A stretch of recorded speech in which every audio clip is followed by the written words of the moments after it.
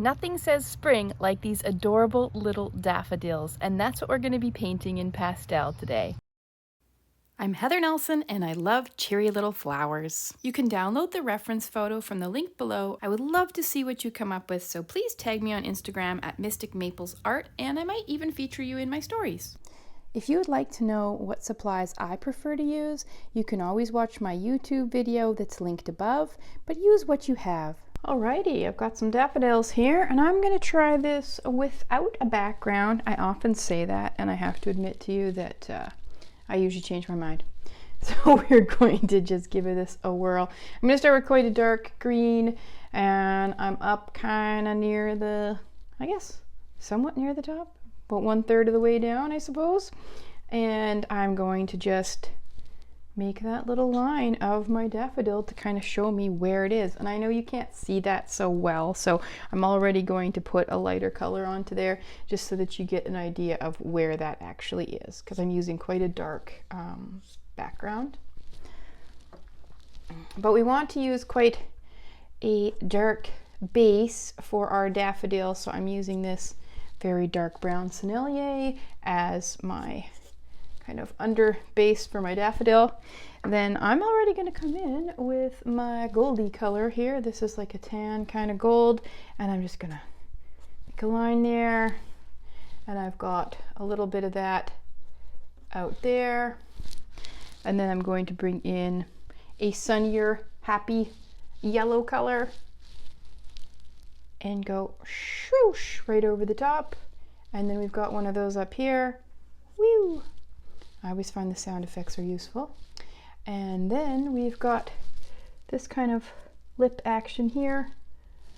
Maybe I need to go out even further actually when I'm seeing that now. So I'm actually going to bring that more gold color back in, way out here. And you get those like little frills. So you can make those. I'm coming from the outside and pulling in. This mark here is exactly why I tend to always fold on this idea of doing no background, because I usually make a mess out there. But maybe we're just gonna embrace the mess for now. Now I've got a lighter, sunnier Sennelier where I can put my highlight in, and if you can't see much of it, if you're like, well, that isn't giving me enough, well, we can always go lighter. We can find lighter things. Taking that and just dragging, I'm just glazing it back actually. And I'm even going to put a little bit up over the top of that flower. I like how there's a little bit also of like a orangey kind of gold tone out here. So I'm going to just add a few of those. I don't want to cover up everything I've created, so I'm just adding a little glaze in here of that, and just a little tip of that there. And then here I've got quite a light color. That's going to be for this thing on the top here. I don't even know what that's called. And a little bit to the ends. I'm not really concerned about the droplets at this point, because it's not going to be like a realism thing. So I'm just going to add in little bits of the light. Now I do want my stem to show up, and since I don't have a background, I'm going to see about some other colors of green and just see if I can kind of bring some happiness in there. And then I've also got this very light minty color, and just throw that on there. Decided I want a little bit more shape along the back here of this, so I just threw that in. And then since I just happen to have, whoa! Please like and subscribe to this channel if you're finding it useful. Since I happen to have this color, I'm actually going to kind of start with this color on my next daffodil. Now where our daffodils go is entirely up to you for composition. It doesn't have to be identical to what you see in the picture. Just going to throw that gold in there. And it's like a dark, it's the darker kind of aspect to my daffodil. So I can kind of put it there as my undercolor. Then I'm grabbing my dark green Sennelier, and we're going to go up to make this little tube shape and whee down where I want my stem, much like I did on this one over here. Go on painterly so I don't have to be absolutely perfect about it all. Then I can come in with my sunnier yellows. We do have some different kind of tones in this particular daffodil than we did in the other, but you know, we can do what we want. So I'm going to come from the outside and make like a little twist on its way back. And I can do that from down here as well. So a little twist up and back, and do that here. And a little bit with this frills, but here I want to just glaze it over because I like those negative spaces and I don't want to eliminate those. I also like that gold color that I have, so I'm going to be really gentle about the glazing. And with a lighter yellow, I've got my very light one. Throw that in here. Any area that kind of seems to need a little bit more light. Remembering that your daffodil does not have to look identical to the daffodil that's in the picture. I think it's important to remember that so that you don't feel too much pressure. Like, it just needs to be recognizable as a daffodil. These daffodils are not likely to get offended if you don't have them absolutely perfect. Which is a nice thing about daffodils. What a friendly little flower. At least I've never had one insult me about not getting it perfect. And here I want these little frills, so I'm just going to kind of make these little, I guess they're little curved little twists, just to give that sense about them. And if you like that, you know, throw a little of them onto your other one, which I did decide that I liked it.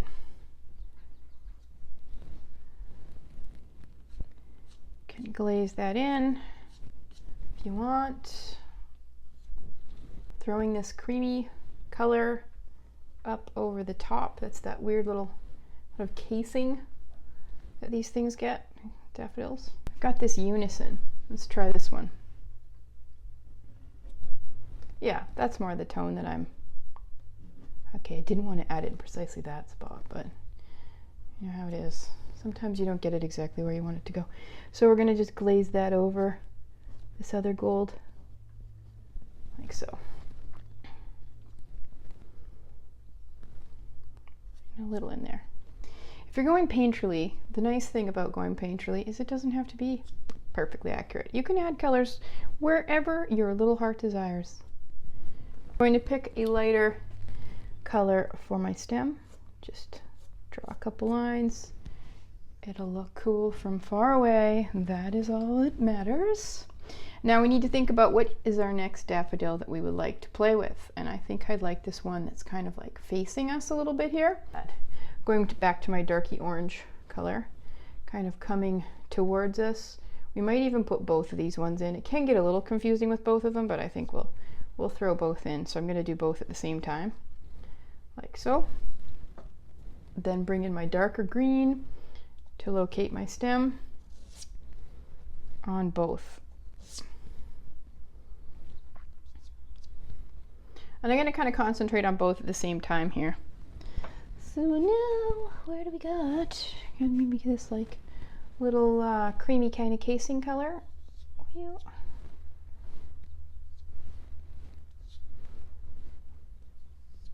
And just like I'm making like little S's, but it's got quite a light touch there. I'm even already going to put in my sort of turquoisey.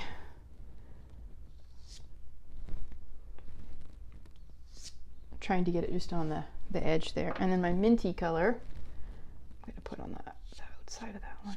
There we go. Add more of it to that. I actually am going to bring this sort of rustier unison in here, coming from the outside in, just kind of made like a scoop. And then I'm thinking about this little tube here, and I made that line, and I can even kind of pull it in for where the entrance to that flower is. Kind of looks like a little trumpet. And now I can bring in this is more like a goldy orange color, and I'm using it almost more like a pencil, so I'm using it on edge, kind of coming in there, thinking about that sort of trumpet shape, little trumpet, just pulling it in towards. Continuing to come in with like lighter and lighter yellows. There's a little bit of a frill around the edge, so I'm just going to be like bing, bing. I'm just wiggling it on its side here. And then I can make those little C bumps on the outside. And we can see some of those on this one too. So I'll just kind of making these like little dips. And then for this twist, I'm just kind of rolling and twisting my pastel on its way back in here. Same here on the outsides of that trumpet shape, and then I can come and make my little twisty petals. And I've got some of those down here, so I can go like that. So I'm just making kind of like a S mark. I got my elbow into it as well. Then when we come in with a lighter, sort of creamier color, but still a yellow, and I can just use the edge when I want to be kind of like a pencil. I want to create more of a line, and I can turn it flatter so I can change the angle when I want a little bit more of it to go down, like here. So I'm rolling it and making it a little angular. I'm going to add little highlights to these ruffles, just a few. I don't want to go too many of those. And then on this edge, more like a pencil, like there. That kind of gives it its depth. We could make it tubier. We really could. So if we decide that that's not the right amount, we could just make it a little bit longer. You can just throw some little bits out here, and essentially you're going to just kind of emulate what you already did with that like ruffle. The nice thing about pastel is you can easily just go over top. So if you want, I mean, I could have left the angle like that, but I just want to show you how we can go over top.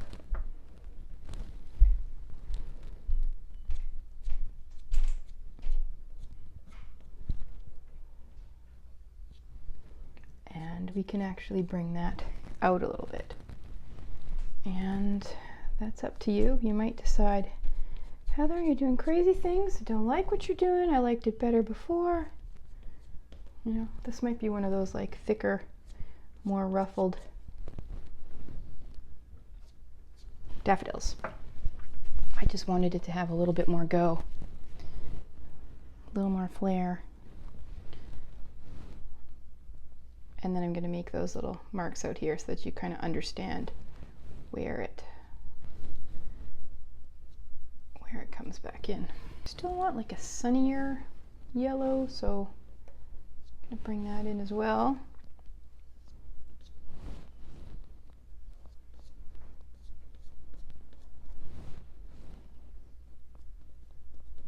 Like that.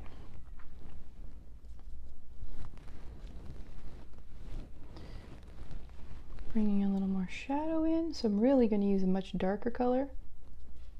Very, very light touch for my shadow. It's possible that flower was prettier before. It is. But these are experiments, and if you decide you're like, well, I don't love my experiment, you know better for next time. You don't have to worry about it. It's pastel painting. It's not critical.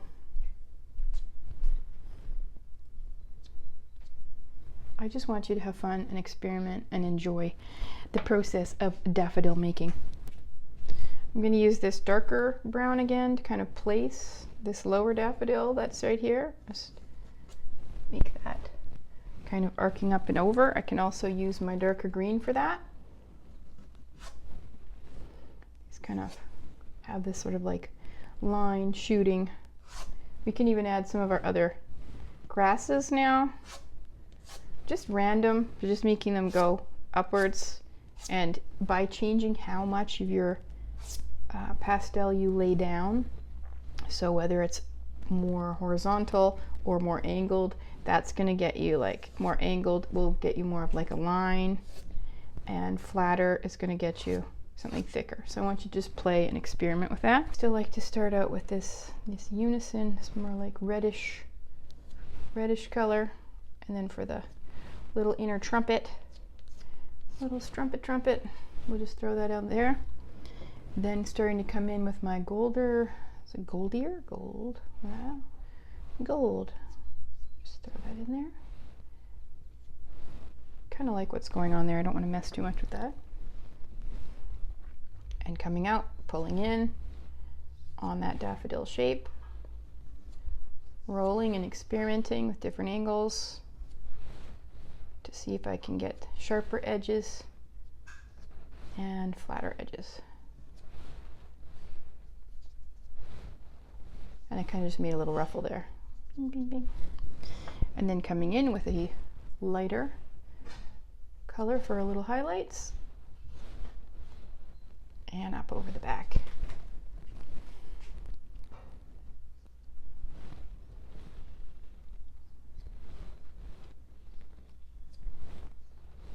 I think a person gets an idea of what's going on there.